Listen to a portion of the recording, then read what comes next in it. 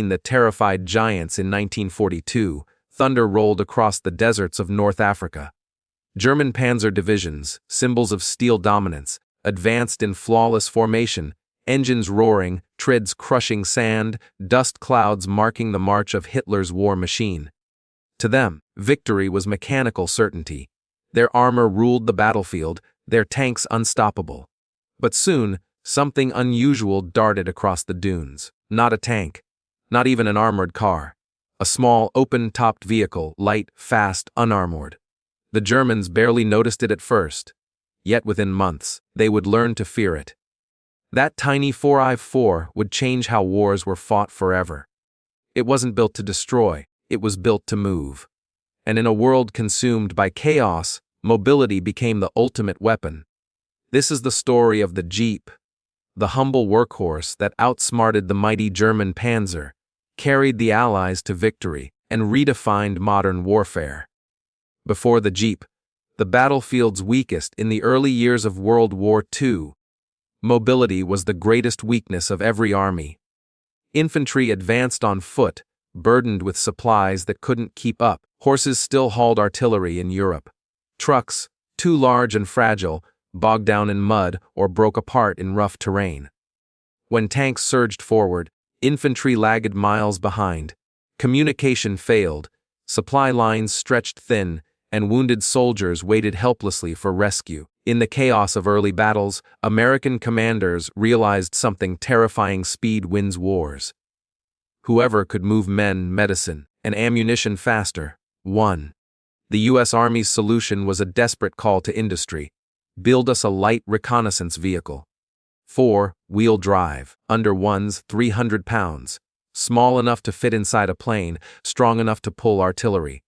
And do it fast. 17 companies received the challenge, only 3 responded, and the race for the world's most legendary military vehicle began. The birth of a legend, Willys, Bantam, and Ford, the first to step forward, was the tiny American Bantam Car Company. A small firm from Pennsylvania with limited resources but endless ambition. In just 49 days, Bantam engineers built a prototype from scratch, compact, nimble, and surprisingly strong. When Army testers drove it, they couldn't believe what they felt. A light truck that could climb hills like a goat and race across mud like a motorcycle. But there was a problem. Bantam was too small to mass-produce the vehicle, so the Army turned to Willys, Overland and Ford Motor Company, asking them to refine the design. Willys added a powerful 60-horsepower Go Devil engine, giving the little vehicle astonishing torque. Ford streamlined the body and introduced a stamped front grille, a design so iconic it would become the Jeep's face for generations. By 1941, the Army had its answer: a rugged, affordable, and endlessly adaptable 4i4. Soldiers didn't call it the general purpose vehicle. They shortened it to GP. And soon, they were calling it something simpler: Jeep. Into the desert, the Jeep's first trial by fire, the real test came in North Africa, late 1942. Under scorching sun and endless dunes, the U.S. and British forces prepared to face Germany's feared Afrika Korps, commanded by Erwin Rommel, the Desert Fox. The Jeep landed with the first waves of Allied troops in Operation Torch, packed inside transport ships, then driven straight onto beaches. Within days, it was racing across sand, ferrying ammunition, fuel, and medics where no truck could go. Soldiers quickly learned that this little machine could do almost anything. Need to carry wounded men under fire, strap stretchers to the sides, need to pull a cannon, hook it up, need to sneak behind enemy lines, turn off the headlights and trust the engine's whisper. Even German officers noted its agility in reports. The Americans employ small open cars that travel over terrain our own cannot. They appear everywhere. What the Germans didn't realize was that the Jeep's greatest weapon wasn't firepower. It was presence. It was everywhere. Every time Allied troops advanced, the Jeep appeared first, scouting, supplying, leading. Its arrival on the horizon often meant reinforcements were close behind. Weaponizing mobility. The Jeep is a fighting machine at first. The Jeep was a transport. But the British Special Air Service, SAS, saw something more. They stripped it of unnecessary weight, mounted twin 30-caliber machine guns, and painted them in desert camouflage. These jeeps became silent assassins of the desert, hitting German convoys at night, then vanishing into dunes before anyone could respond. SAS founder David Stirling called it the perfect raiding vehicle. Fast, dependable, and small enough to hide behind a sand dune, the Jeep gave commandos freedom of movement the Axis couldn't match. In one infamous 1943 raid, a handful of Jeeps destroyed dozens of German planes parked on airfields, crippling Rommel's air support overnight. The Germans began to fear the sight of their own fuel depots, because a few Jeeps could turn them into fireballs. As the war dragged on, Allied soldiers improvised, further adding armor plates, rocket launchers, radios, even stretchers. The Jeep wasn't just transportation anymore. It had become a platform for invention, and every soldier seemed to find a new use for it. Across Europe, from Normandy to the Ardennes, June 6, 1944, D-Day, as landing craft slammed into Normandy's beaches, Jeeps were among the first vehicles to roll onto French soil. They carried medics, officers, radio men, even priests giving last rites under fire. Wherever the front moved, the Jeep followed. In the narrow hedgerows of Normandy, it darted between tanks, weaving through mud and craters. In Belgium, it carried ammunition through snow-covered forests. In the Battle of the Bulge, temperatures dropped to 20 degrees C, but the Jeep's engine still turned over when larger trucks froze solid. To Allied infantry, it became more than a vehicle. It was a friend, one that never quit. Soldiers gave their Jeeps names like Lil, Abner, Faithful, and Hell's Mule. Many said they trusted their Jeep as much as their rifle. Mechanics loved it too. With only a few tools, anyone could fix a Jeep in the field. A busted wheel. Replace it in minutes. Engine trouble. The parts were simple and cheap. That simplicity made it unstoppable, and it gave the Allies a new kind of warfare: fast, flexible, and relentless. The Axis response. Too little, too late. The Germans recognized the threat. They tried to capture Jeeps whenever possible, repainting them and using them for deception missions.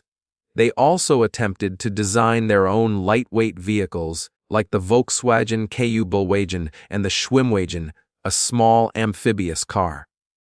But they could never match the Jeep's production scale. While Willys and Ford together built over 650,000 units, the Axis managed only a fraction. For every German light car produced, 10 Jeeps rolled off Allied assembly lines. That imbalance mattered. When a Panzer broke down, it stayed down for days. When a Jeep broke down, there was another one waiting. Mobility became multiplication, and the Jeep made sure every Allied advance was faster, every retreat shorter, every supply run possible. By 1944, General Eisenhower himself called the Jeep one of the 3 decisive weapons of World War II, alongside the DC-3 transport plane and the atomic bomb. The machine, once dismissed as a toy car, had become one of the most effective military tools ever made. Beyond the war, a symbol of freedom, when the guns finally fell silent in 1945, the Jeep remained, dusty, dented but alive. It had carried presidents, generals, and millions of soldiers through every theater of war. Now, it had a new mission: peace. Surplus Jeeps were shipped to farms, factories, and fire departments around the world. Farmers used them to plow fields. Doctors used them to reach remote villages. In post-war Europe, children watched convoys of Jeeps rolling through ruined streets, symbols of liberation and recovery. Willys, Overland saw the opportunity. They launched the CJ-2A, the first civilian Jeep. The slogan said it all: the sun never sets on the Willys Jeep. And they were right. From mountain trails to jungles, from the Korean War to the deserts of Iraq decades later, the descendants of that 1941 design would keep rolling. Today, when you see a Jeep climbing a rocky hill or splashing through mud, you're seeing the same spirit that raced through the sands of North Africa. The spirit of mobility, freedom, and endurance. Legacy. The machine that won every campaign, The Jeep never destroyed enemy tanks, never fired rockets that turned the tide of battle. But it won something far more important. It connected the battlefield. It gave commanders reach, soldiers hope, and entire armies speed. From deserts to jungles, from frozen forests to bombed-out cities, the Jeep proved that reliability beats firepower when survival is on the line. General George Marshall once said, "The Jeep, the Dakota, and the landing craft were the three tools that won the war." He wasn't exaggerating. Without the Jeep, supply chains would have snapped, advances stalled, rescues failed. To German tank crews, it was a nuisance, a buzzing mosquito impossible to swat. To Allied soldiers, it was a savior, always there when the radio crackled for help. Even decades later, veterans still recall the hum of its engine, a sound that meant safety, motion, and life. They remember bouncing across fields under fire, laughing despite the chaos, clutching the wheel of a machine that could go anywhere and survive anything. The Jeep's power wasn't in its steel, but in its spirit. The spirit of those who drove it, fixed it, trusted it, a symbol of perseverance in a world that had lost its way. The legend rolls in the museums of Normandy. Restored Jeeps still sit beside rusted tanks, small, modest, but undefeated. They remind us that in every war, innovation doesn't always roar. Sometimes it hums quietly under a canvas roof. When you see a Jeep today, it's easy to forget that its ancestors rolled into fire, mud, and ice, carrying dreams of victory. But every dented fender, every worn tire tread, every scratch of paint tells a story.